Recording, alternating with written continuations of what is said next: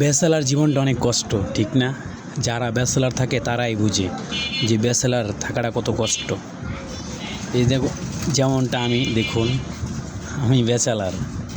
আজকে ঘুম থেকে উঠলাম, ঘুম থেকে ওঠার পরে তারপর আমার বিছানাটা ঠিক করলাম, খাতাগুলো গোছাইলাম, তারপর গামছা দিয়ে মুখটা সুন্দরভাবে পুছে নিলাম।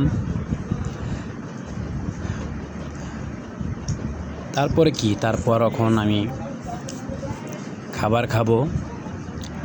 খাবার খাওয়ার জন্য ক্যামেরা একটু ঘুরিয়ে নিলাম, তারপর আমি খাবার খেতে বসলাম। একটু দুধ ছিল, প্লেটটা ধুয়ে তারপর ভাত নিলাম। ভাত নেওয়ার পরে আমি দুধটা সঙ্গে দেখলাম যে ঠিক আছে কি না, না নষ্ট হয়ে গেছে।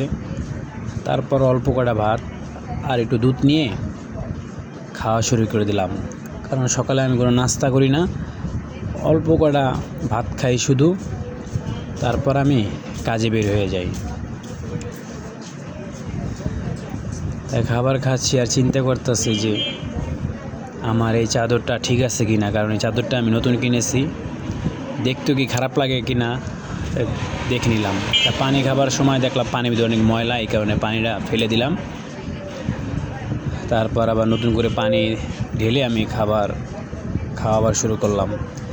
তাই দুধ দিয়ে আমি বেশি ভাত খাই না, আগে খেতাম না, এখন একটু খাওয়াটা প্র্যাকটিস করতেছি, তা মোটামুটি ভালোই লাগে, এই কারণে খেলাম। খাওয়া শেষে আমি আবার হাত ধুয়ে, পেট ধুয়ে সুন্দরভাবে পানি একটু খেয়ে সুন্দরভাবে রেখে দিলাম, কারণ গোছানো কোনো মানুষ বর্তমানে নেই বলতেই চলে। তারপর আমি কাজে বের হওয়ার উদ্দেশ্যে আমি ড্রেসটা চেঞ্জ করে নিলাম, প্যান্ট পরে, তারপরে গেঞ্জিটা চেঞ্জ করে, তারপর আবার এখন পাঞ্জাবিটা পরবো। আগে গেঞ্জিটা পরে নিলাম, তারপর এখন পাঞ্জাবিটা পরবো,